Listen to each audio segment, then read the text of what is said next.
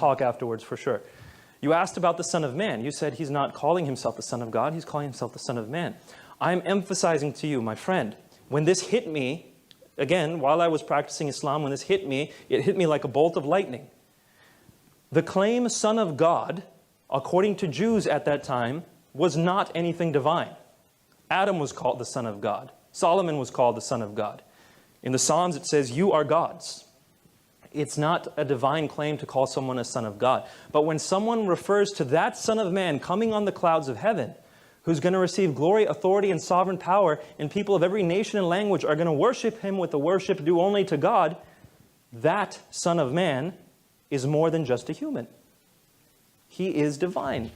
He's going to be worshipped by all people of all time. So when Jesus calls himself the Son of Man, it's not the Son of God title. And lots of Christians get this wrong, so I'm not pointing the finger at you. Lots of Christians say, oh, Son of Man means he's human, and Son of God means he's God. No, it's the other way around.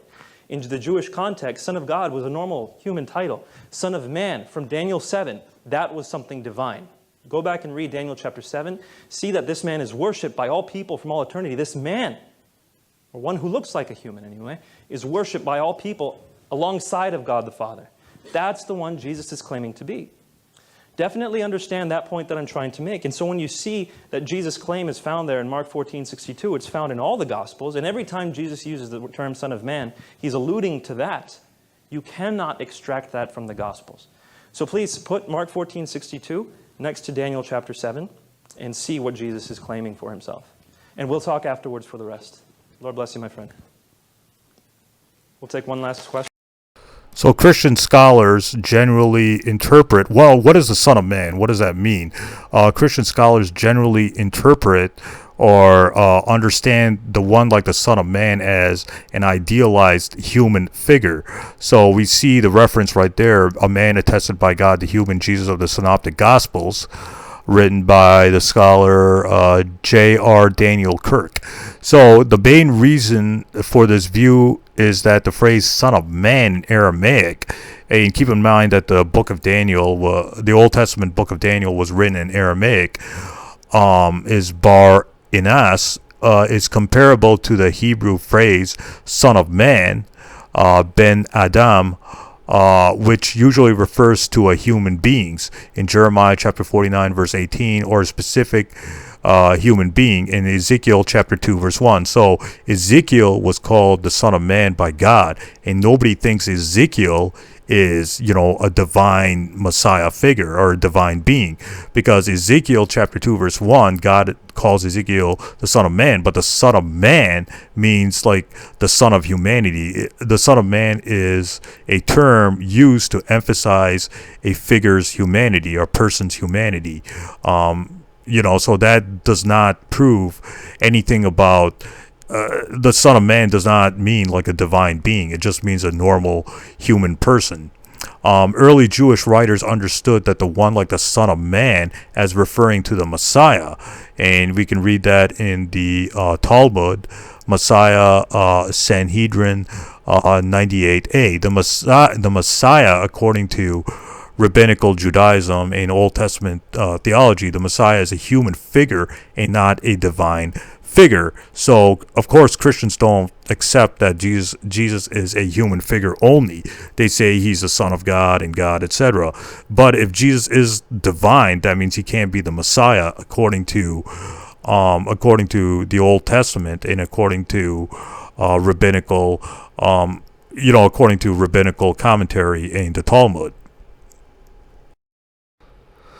Some Christian scholars say that the one like the Son of Man refers to angels, like the angel Michael and his followers. Those who hold the angelic view argue that it is normal in visions to have angels appearing in human form. The one like the Son of Man in Daniel 7 either refers to a collective group of angels or even a specific angel. Some scholars believe that the one like the Son of Man is Michael and the holy ones are his angelic followers. We can see this in J.J. Collins, a commentary on the book of Daniel, Hermeneutica, a critical and historical commentary on the Bible, pages 304 and 310. So we can see that some Christian scholars refer to Daniel 7 as referring to angels like the angel Michael and his followers. So Christian scholars can't agree on what Daniel 7 is referring to. Is it referring to, like the angels, Angel Michael and his fellow angels, or is it talking about the people of Israel, which I'll get into right now?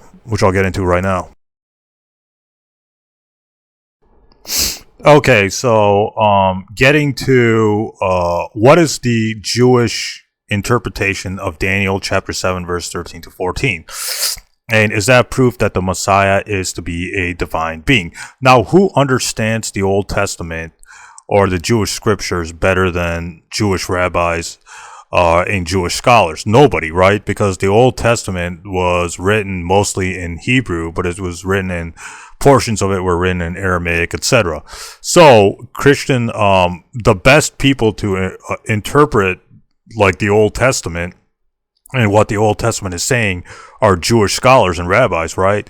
So let's see what they have to say about Daniel 7. They say Christians often cite Daniel chapter 7 verse 13 to 14 as proof that the Messiah is to be a divine being. The text reads, and I saw so you can read Daniel 7 13 to 14. It's a long verse. I'm not going to read the entire thing, but it says, there came clouds of heaven like one, like Son of Man, and he came to the Ancient of Days, and he was brought near before him.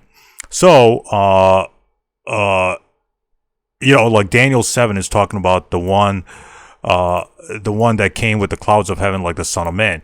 So some Christians maintain that since like the Son of Man comes with the clouds of heaven and receives worldwide authority and obedience, it is clear that he is more than merely a human. Other Christians mistranslate that Hebrew word sahani, serve him and as worship him, to indicate that he is recognized as divine. Now Daniel chapter 7 verse 27 reads, and the kingdom and the dominion and the greatness of the kingdoms under the whole heaven shall be given to the people of the holy ones of the Most High, and the kingdom is an everlasting kingdom, and all the dominions shall serve and obey him. So we see in both Daniel chapter 7 verse 13 to 14 and Daniel chapter 7 verse 27 the terms one like Son of Man and the people of the holy ones of the Most High refer collectively to the people of Israel who will receive worldwide authority and obedience. So the context of Daniel 7 is not talking about like the divine Messiah. It's talking about the people of Israel who will receive worldwide authority and obedience. Rabbinical exegesis, that means Jewish rabbi commentary, applied the term one like the Son of Man to the Messiah, but not as a divine or semi-divine being. So when Christians cite Daniel 7 to say that Jesus is God, well, it's talking about the Son of Man being like the Messiah, but not as a divine or semi-divine being. So Messiah, like the Jewish thinking of, or the Jewish understanding of Messiah, is not a divine being, but a normal human person. Further, this Jewish rabbi writes, there is nothing in Daniel's visionary experience to indicate that the one like the Son of Man is a divine being. So this is the point that kills these Christians like wife beater Sam Shamoun and Nabil Qureshi's, the late Nabil Qureshi's argument that there is nothing in Daniel's visionary experience to indicate that the one like the Son of Man is a divine being. So even if we were to grant that the one like the Son of Man is the Messiah, there's nothing to indicate that he is a divine being. Further, they write, this is a visionary experience and such a reality of the arrival of the true Messiah when he comes, as with any visionary experience, need not conform to the vision's details. So further we read, the people of the holy ones, the holy exalted ones, because Elo, him is also plural of the Most High, refers to the faithful core of the Jewish people. So the context here is, we can see this in Psalms chapter 34 verse 10, Psalms chapter 16 verse 3, and Daniel chapter 8 verse 24. God acts through his people, who may therefore be called holy exalted ones, the name used elsewhere in Daniel to describe celestial beings. In the vision, the people of the holy exalted ones of God are represented by one like man, that is, man representative of the collective people of Israel.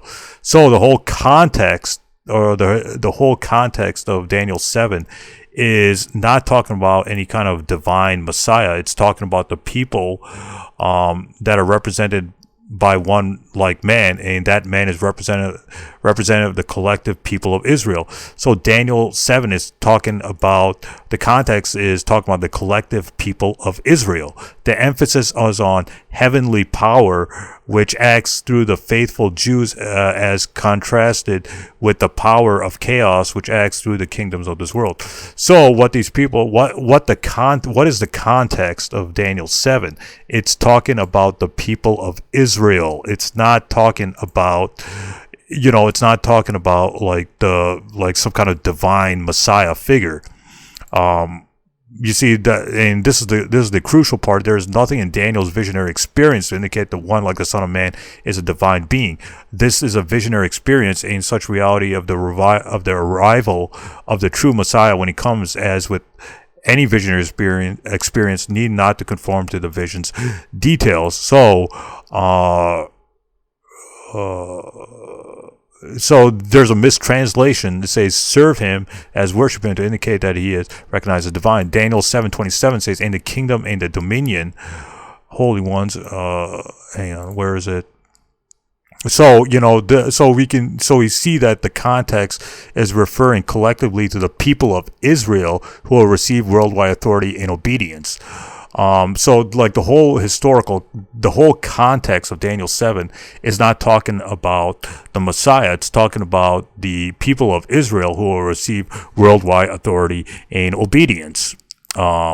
You see, so that's the whole context of Daniel 7. So we can clearly see that that Daniel 7 is not talking about, like the Messiah. It's talking about the people of Israel, who will receive worldwide authority and obedience. So even if we're to grant like this refers to the Messiah, it's not talking about a divine or semi-divine being. So when Christians say, well, Mark 14, Jesus is quoting Daniel 7, well, it's talking about the one like the Son of Man that refers to the Messiah, but it's not referring, according to Jewish commentaries, it's not talking about a divine being. It's talking about the Messiah. So, and then, this is the crucial part. There's nothing in Daniel's visionary experience to indicate the one like the Son of Man is a divine being. It's a visionary experience, and then the context refers to the faithful core of the Jewish people. So, and we read this in Psalms 34, Psalm 16, Daniel 8, etc. God acts through his people, who may therefore be called the holy exalted ones, the name used elsewhere in Daniel to describe celestial beings. In the vision, the people of the holy exalted ones of God are represented like one man, that is, man representative of the collective people of Israel. So the context of Daniel 7 is talking about the representative or of the collective people of Israel. So Daniel 7 is talking about the people of Israel, the collective people of Israel, and it's not talking about some divine being, etc. Or like, even if it's referring to the Messiah is not a divine being according to rabbinical Judaism, which again is crucial to understanding the Old Testament that we have today. So Daniel 7 is not proof that the Messiah, that Jesus is talking about himself as a divine being. Daniel 7, the context is talking about the people of Israel, and even if it refers to the Messiah, it's, that doesn't mean that the Messiah is a divine or semi-divine being, because Jewish or rabbinical commentary applied the term the one of son of man to the Messiah, but we know, according to Jewish commentaries and rabbis, that the Messiah is not divine or a semi-divine being. So this disproves Christians like Wife Beater Shamoun and the late Nabil Qureshi, who's probably rotting in hell right now. This disproves their claim that Daniel 7 is talking about the Messiah is to be a divine being, because the context is talking about the people of Israel, and the Messiah, according to rabbinical commentary, refers to someone who is a normal. The Messiah refers to someone who's a normal human being and not a divine or semi-divine being. So even if Jesus is quoting Daniel 7, he's referring to himself like the one of Son of Man. Son of Man, we read in Ezekiel chapter 2, verse 1, God calls Ezekiel the Son of Man, and nobody thinks Ezekiel is a divine being. The Son of Man is referring to somebody's humanity. So even the early church fathers thought of the Son of Man term as Jesus referring to his humanity. So Jesus as the Son of Man means nothing. It's just emphasizing his humanity. Even according to early church fathers, they're the ones admitting that Jesus referring to himself as a Son of Man means he's a human being. He's referring to his humanity, not some kind of divine status. So this disproves the idea that Daniel 7 is talking about Jesus as some kind of divine being. Stay tuned. More videos coming up ahead.